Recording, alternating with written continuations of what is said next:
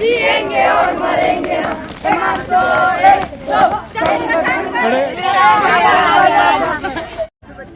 खींचो बराबरी का जोर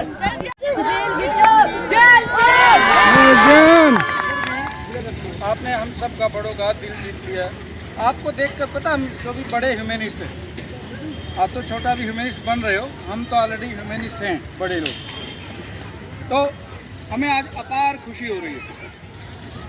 हमें यही चिंता रहती थी कि हम बहुत थोड़े हैं, हम बहुत थोड़े हैं, हम बहुत थोड़े, लेकिन आपको देख के हमारी वो चिंता दूर हो गई। तो मैं ज़्यादा समय न लेता हुआ इस मौके पर आप सबको बधाई देता हूँ। अब अपनी 3 ह्यूमनिस्ट यूनिट जरा पार्ट 2 में सबसे पुरानी यूनिट, वहाँ से कितना बच्चा है, हाथ खड़े करो। 25-26 बच्चा है जी वहाँ से। नहीं, एक यूनिट की बात है। हमारी एक यूनिट सबसे स्ट्रॉन्ग है। 25 बच्चा वहीं जाए, हाथ नीचे। दूसरी यूनिट विकास नगर की है, वहाँ से 8 बच्चे हैं, 2 कारों में 4-4। अब सेक्टर 29 की नई यूनिट पिछले 2 महीने से शुरू हुई है, हाथ खड़ा करेंगे। सेक्टर 29 के देखो, दीपक जी ने भी हाथ खड़ा कर लिया क्योंकि 29 में रहते हैं। सर ये तो रानिया घर 1 2 3 4 5 6 7। अरे तो सही हाथ खड़ा करना। 8 9 तो 9 हो गए हैं। कन्हैया जी भी आ गए हैं। तो मैं आपके और दिलो साहब के बीच में ज़्यादा रुकावट नहीं बनूंगा। अपने बीच में मेरे बगल में बैठे हैं इकबाल सिंह जी ढिल्लों। अपना जो छोटा सा ग्रुप है ना, चंडीगढ़ ह्यूमनिस्ट की किताब भी दी होगी मैंने आपको, मानववाद एक परिचय, छोटी सी बुकलेट है। तो उसमें जो पहला जो चैप्टर है ना, वो भाटिया जी का ही है। कहीं हम मानव केंद्रित हैं। क्या है? मानव केंद्रित, ईश्वर केंद्रित नहीं है। इसका ये भी मतलब है। तो ढिल्लों साहब ने अभी जाना है, मोहाली में इनका एक यूट्यूब चैनल पे वीडियो अपलोड होनी है। तो इसलिए मैं उनसे गुजारिश करूँगा कि बच्चों को हमें इस ह्यूमन राइट डे के उपलक्ष्य में, ह्यूमन राइट तो कल था लेकिन हमने संडे के चलते आज उसी के उपलक्ष्य में मनाया है। तो बच्चों को ह्यूमन राइट्स के बारे में और ज़िंदगी में इन्होंने कैसे आगे बढ़ना है, तो ढिल्लों साहब बात करेंगे। धन्यवाद तो है ही है, बहुत बड़ी बधाई है मेरी तरफ से और बाकी आपके लिए और इन बच्चों के इम्पोर्टेंस है। वो सिर्फ यहाँ तक 29 सेक्टर तक या चंडीगढ़ तक या इंडिया तक नहीं है, ये सारी ह्यूमैनिटी के लिए। आप लोग ह्यूमैनिटी का मतलब आप समझते का मानवता आपको सिखाता है कि हम एक धरती पर मनुष्य प्रजाति जो है उसके में मनुष्य प्रजाति को एक ही है। जैसे मोर है, तो मोर तो सारी दुनिया के मोर ही हैं। तो या पक्षी है, बाकी जो प्रजातियां हैं अलग अलग। तो हम ह्यूमन बीइंग भी एक प्रजाति है। ये बात हम वो प्रजाति जो है उसमें कोई भला काम करता है, उस सारी प्रजाति के लिए कोई सोचता है। ये सोचो, फिर मैं प्रतिनिधि नहीं हूँ, प्रतिनिधि है जो सारी ह्यूमैनिटी के लिए सोचता है। कुछ लोग हुए हैं बहुत अच्छे, गौतम बुद्ध जी हुए हैं, महावीर जी हुए हैं, गुरु नानक हुए हैं, और बड़े अभी नाम लिया था बाबा सिंह हुए हैं। तो ये लोग प्रतिनिधि हुए हैं बहुत सारे। हम उनसे ही हमने सीखा, उनसे हमें पता चल रहा है अभी क्या। जैसे मैं अब कई बातें आपको पता चल चुकी हैं मनोज जी से, तो इनके सोच से कुछ हो सकता है, मेरे से भी आपको कुछ मिले, भाटिया से कुछ मिले। ऐसे हम एक दूसरे से सीखते हैं। तो हमने भी सीखा है उनकी जो शिक्षाएँ हैं, जो उनकी किताबें हैं, उनके लेक्चर हैं, कि सारी ह्यूमैनिटी एक परिवार है, सारी मनुष्य जाति एक परिवार है, ये सारी मनुष्य प्रजाति एक परिवार है, एक पिता एक इसके हम पाने। सारी सृष्टि जो है ब्रह्मांड है, उसके बारे में आप ज्ञान प्राप्त करेंगे तो आप हैरान रह जाओगे कि इतना ब्रह्मांड बड़ा है और उसमें कितनी गैलेक्सी, सोलर सिस्टम और कैसे ये बना। आजकल सब कुछ अवेलेबल है। इतनी खुशी की बात है कि आपकी उम्र में, क्योंकि हम समझते, पता क्या समझते, आपसे तो हम बहुत बड़े हैं, हम समझते कि आपका दिमाग हमारे से ज़्यादा शार्प है, ज़्यादा तेज है, आप ज़्यादा अच्छे तरीके से बात समझ सकते हैं, एक्सप्रेस भी कर सकते हैं, लर्न भी कर सकते हैं। ये लर्निंग कैपेसिटी आप में ज़्यादा, हम में कम है। तो आप लर्न कर सकते हैं, क्योंकि आप में और हमारे में 2 जनरेशन का, जितने प्लैनेट सूर्य के इर्द गिर्द घूमते हैं उनमें से 30 हमारी है। तो और इस धरती पर ही जीवन है। ये प्रजातियाँ बेशक पशु पंछी है, बेशक हम ये देखोगे, आप ये देखोगे इन्होंने स्टडी कर लिया होके नहीं किया, देखोगे कि हम भी इन्हीं प्रजातियों में से ही आए हैं। हमारे जो पूर्वज है हमारे 10 लाख साल पहले, जो हमारे 10 करोड़ साल पहले ऐसे ही थे। तो अनुरूप भी और बदलते बदलते बदलते बदलते ये बदलाव वाली बात जो है उसको हम कहते हैं विकास प्रक्रिया, उसमें से हम यहाँ पहुँचे। ये याद रखने की बात इसलिए है कि हम ये ना समझो कि हम ह्यूमन बीइंग है तो हम बिल्कुल अलग हैं, तो हम फरिश्ते हैं, तो ये चीज़ बातें सब ऐसे। पर फिर भी जब इतनी हमने प्रगति की है, हमने प्रोग्रेस की है, इतनी सिविलाइजेशन डेवलप की है, सिविलाइजेशन सिर्फ 7-8 हज़ार साल में आई है। ऐसे जो हमारी लाइफ है ना ये 8,000 साल पहले शुरू हुई है। पहले तो जंगली थे, पहले तो ऐसे फैमिली थे, ट्राइब रहते थे। ट्राइब एक कुटुंब है, 8, 10, 15, 20, 50 लोग इकट्ठे आए फैमिली के रह रहे हैं। उनको ये भी नहीं पता हमारा बाप कौन है, हमारी माँ कौन है, कुछ पर इकट्ठे रह रहे हैं, शिकार खेलते हैं या पेड़ों पर या खेतों में जाके जो कुदरत की और से जो भोजन मिलता है, फल फ्रूट वो खा लेते थे या शिकार कर लेते थे, या फिर खेती आ गई। आज से 10,000 साल पहले खेती आ गई, उससे पहले खेती भी नहीं हुई। तो फिर सिविलाइजेशन डेवलप हुई, लोगों ने घर बनाए, लोगों ने ये ना रब का कॉन्सेप्ट पैदा कर लिया कि रब होता है जी, यहाँ पर कोई दूर ऐसी जगह पर लोग है, उसमें रब होता है, वो ही सारा कुछ बनाता है। इन्होंने कहा जी मेरा रब इधर है, दूसरे ने कहा जी मेरा रब इधर है, दूसरे ने कहा मेरा रब इधर है, मेरा धर्म ये है, उसका धर्म ये है, उसका धर्म ये है। तो वो दूसरी और क्या हो गया कि राजे पैदा हो गए, राज करने के कुछ लोगों के एरिया का कब्जा करके एक राजा ऊपर खड़ा हो गया। तो फिर उसके उन्होंने प्रजा बना ली, प्रजा के ऊपर जुल्म भी करते थे, उससे टैक्स लेते थे, पैसे लेते, जो नहीं देता था उसको मारते थे, पीटते थे। दूसरे राजा उनसे लड़ाई करते थे, फौजी आपस में लड़ते थे, मरते थे। राजा जो भी हो लड़ते तो फौजी है, वही लड़ते हैं, उनकी परिवार की बात होती है। ये मज़हब ने और ये राजाशाही ने इसको आजकल हम सियासत करते हैं। तो इसने ये 7,000 साल ये हमारे साथ ही चलते आए, दोनों बीमारियाँ तो हमारा बहुत नुकसान करते हैं। तो अब हमने इसमें बीच में ये हुआ कि 250-300 साल पहले साइंस पैदा हो किसी चीज़। तो साइंस का मतलब संबंध है ये हमारे दिमाग से। हालांकि मज़हब ने साइंस को बहुत रोका, रुकावट से पैदा की कि ये जो दिमाग ज़्यादा उल्टी ना करे, पर फिर भी कर गया। तो 200-300 साल में साइंस डेवलप हो गई।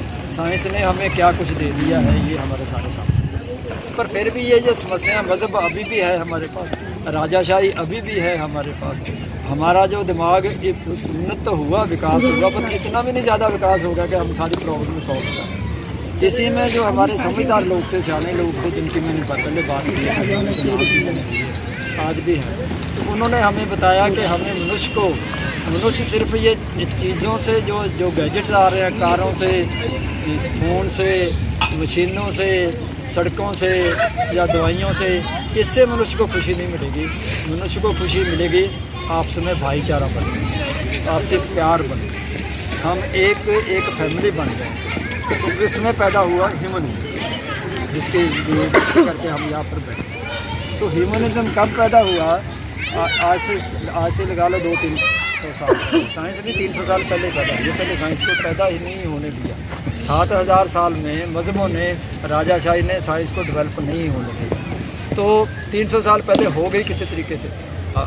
तो ये सारी जितनी डेवलपमेंट होने के बावजूद, सारी फैसिलिटी आ गई, उसके बावजूद फिर भी हमारी समस्याएं हैं। वो इसलिए उसका हल जो है, उसका सलूशन इसमें है। क्या सोचा गया कि मानववाद, हम जो मनुष्य और मनुष्य में जो मज़हबों ने फ़र्क डाला हुआ है, दुश्मनियाँ डाली हुई हैं, राज करने वाले लोगों ने जो लोगों में लड़ाइयाँ करवाते हैं, उनको एक दूसरे के दुश्मन बनाते हैं, हम इसके ऊपर चले जाए तो सारी मनुष्य प्रजाति एक परिवार बन जाए और उसमें एक दूसरे के हम काम। तो ह्यूमन राइट का मतलब होता है हक, अधिकार, ऐसी चीज़ जो आपको मिलनी ही चाहिए। आपको वो मिलनी, अगर आपके घर में आप एक अकेले हो या 2 बहन भाई हो या दोनों भाई हो, जो दोनों बहनें हैं, तो उनका परिवार सबसे पहले खाना मांगते हैं। खाना आपका अधिकार है। तो सबसे बड़ा अधिकार क्या है मनुष्य का? कोई भी मनुष्य का राइट टू लाइफ, कि मैं जीवित रहूं, मेरे को कोई मारे ना, किसी को मेरे मारने का हक नहीं है, अधिकार नहीं है संसार में। तो मेरे को मार जाए, मार देते हैं, कत्ल होते हैं, हमें पता ही करते हैं। तो वो क्या है कि वो हनन है ह्यूमन राइट, आपका जो मनुष्य मानवीय अधिकार है। या अगर कोई एक मानव दूसरे को मार देता है, कत्ल कर देता है, बड़े कत्ल हुए धर्म के नाम पर, बहुत कत्ल हुए, वो सब मनुष्य जो मानवीय अधिकार है उसका हनन, कितना हनन किया है पिछले 7,000 साल। इसी तरह बाकी ऐसा जो हक है, खाने को खाना मिलना मनुष्य अधिकार है, नौकरी मिलना, कमाई का साधन मिलना मनुष्य अधिकार है। राइट टू लाइफ की तो बात होगी। Imagine there is no heaven. English में है, it's not easy if you try. It's not easy if you try. No hell below us. No hell below us. Above us only sky. Above us only sky. Imagine all the people Imagine all the people living for today. living for today. Imagine there is no country. Imagine no country. It is not hard to do. It is not hard to do. Nothing to kill or die for. Nothing to kill or die for. And no religion too. And no religion too. Imagine all the people Imagine all the people living life in peace. living a life in peace. ये आप YouTube पे सुनोगे ना, बहुत John Lennon करता है, वो मेरे से करना नहीं आता। You may say I am a dreamer. You may say I am dreamer. John Lennon कहते हैं कि आप कहोगे कि आप तो सपने देख रहे हो, but I am not the only one. लेकिन ये सपने में कल ही नहीं देख रहा, मेरे जैसे हजारों लोग, लाखों लोग और भी हैं। I hope someday you will join us and the world will be as one. वैसे तो पृथ्वी एक ही है, लेकिन सच में हम एक हो जाएंगे अगर हम इस बात को समझ लें। Imagine no possession. I wonder if you can. I wonder if you can. No need for greed and hunger. A brotherhood of man. Imagine all the people. Imagine all the people Sharing all the world. sharing all the world. You may say I am a dreamer, You may say I am a dreamer, but I am not the only one. I hope someday you will join us I hope someday you will join us, and the world will be as one. and all the world will be one. इस गीत के माध्यम से John Lennon ने एक सुंदर विश्व की कल्पना की है, जहाँ हम स्वर्ग नरक की मान्यताओं को छोड़कर आज के लिए जिएं। ऐसा विश्व जहाँ देशों और धर्मों के झगड़े न हो, जहाँ सब शांति से रहें, जहाँ लालच और भूख न हो, जहाँ सब मिलजुल कर प्रेम से रहें। जॉन लेनन कहते हैं कि ऐसे संसार का सपना देखने वाला वह अकेला नहीं है। क्लैपिंग जॉन लेनन के लिए। जिलो साहब ने कहा आप हमसे डबल समझदार हो। हमारे टाइम में तो यूट्यूब नहीं था, मतलब मैं जब स्टूडेंट था, तो आप यूट्यूब पे जॉन लेनन को सर्च कर सकते हैं, वहाँ मेलोडियस गाना सुन सकते हैं। अब मैं हमारे टाइम में टीवी भी नहीं था। टीवी नहीं होता हमारा। हर पीढ़ी एडवांस की है। अब आप बड़े लकी हो, आपको इतने सहूलियत मिल रही है। अब मैं ज़्यादा समय नहीं लेता क्योंकि बच्चे जल्दी उतावले हो जाते हैं, आप इतनी देर बैठ नहीं सकते, हम समझते हैं इस बात को। फिर भी आपका एक बहुत बहुत धन्यवाद, आप बैठे हो तो आप हमारी रिस्पेक्ट में या ह्यूमन राइट्स की रिस्पेक्ट में आप ये सुन रहे हो और इतनी छोटी उम्र में समझ भी रहे हो बातों को। तो एक बार हाथ ऐसे जोड़ के कमर सीधी रख लेंगे अब अपने गुरचरण भाटिया जी जो हमारे प्रेसिडेंट हैं, नहीं पैर फोल्ड कर ले। हाँ, भाटिया जी बहुत ही रोचक बातें करते हैं। हम चाहेंगे कि सेक्टर 29 के बच्चे, इन्होंने कभी आपको सुना नहीं है, तो हम सब आपको सुनना चाहेंगे। बच्चों आप बहुत अच्छे हो, पता है। Thank you sir. तो आपकी आज बहुत खुश, वैसे तो कल वो कहते हैं ना वो दिन था, वो उससे ज़्यादा मुझे खुशी इस बात की हो रही है, आप कितनी तादाद में आज हमारे इकट्ठे हो गए। और कमाल की आप बहुत अच्छे बच्चे हो, आप इसलिए आते हो कि यहाँ कुछ सीखते हो। आप जब परेड कर रहे थे ना, तो आपने कुछ बैनर उठाए हुए थे ना।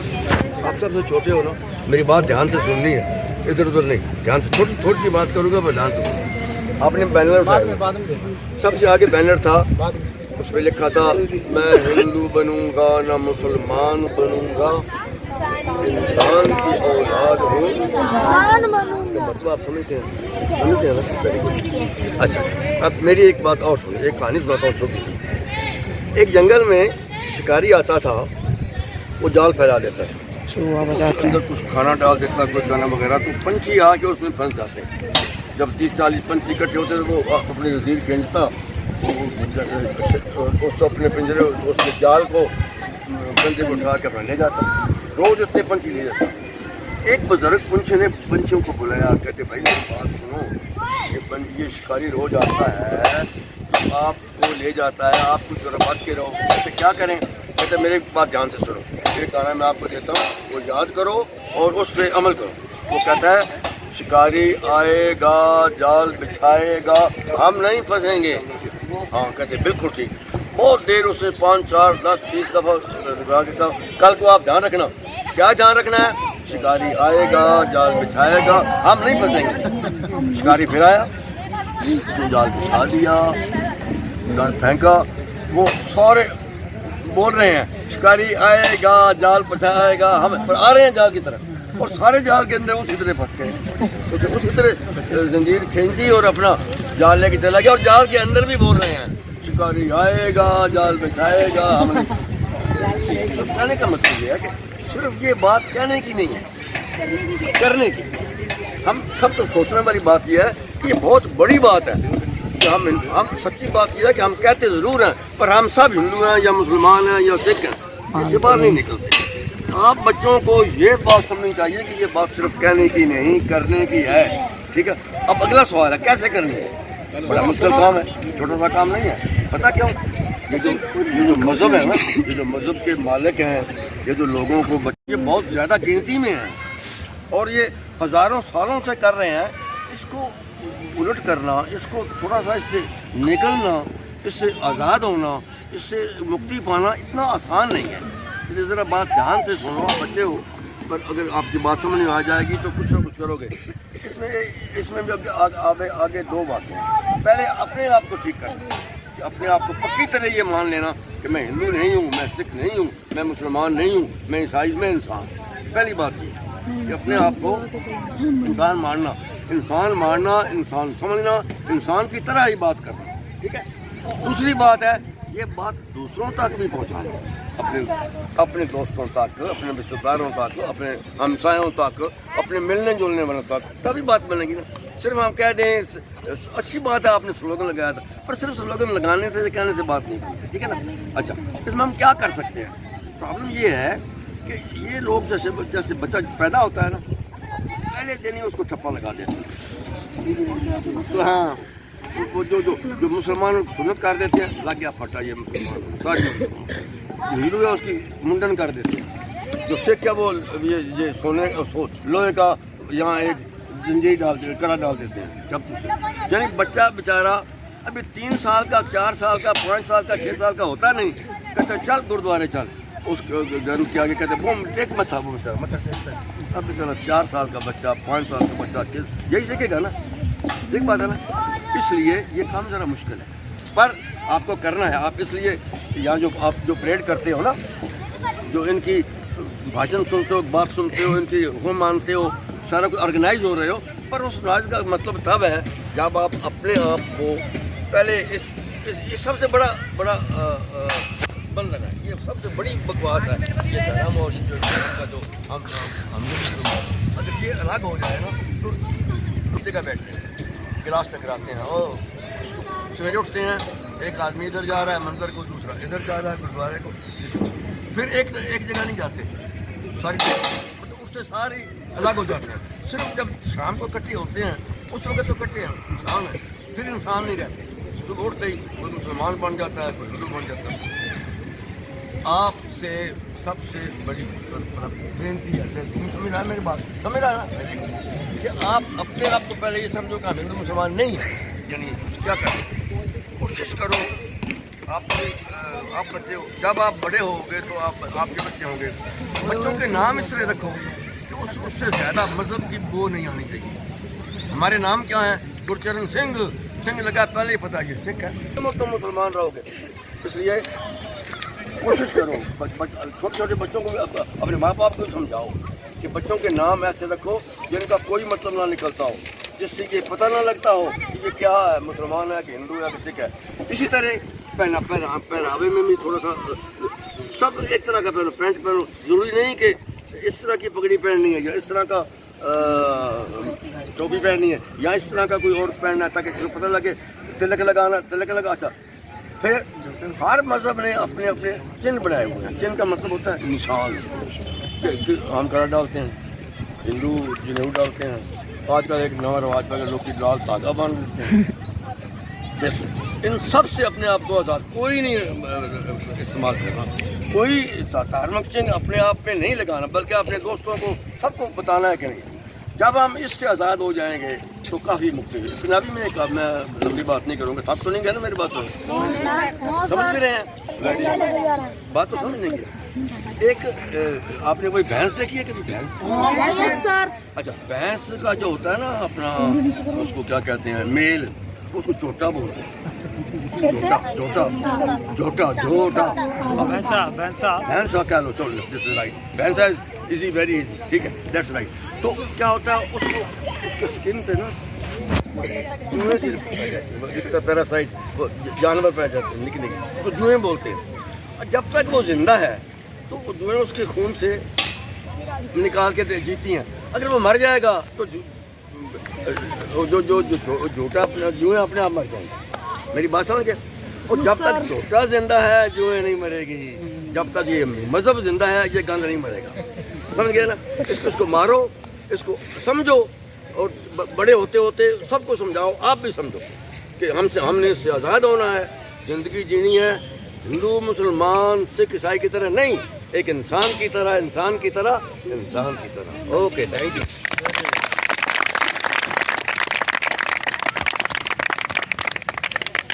जी का बहुत बहुत धन्यवाद, और इनका आशीर्वाद हमें मिलता रहता है, इनसे हमने बहुत कुछ सीखा।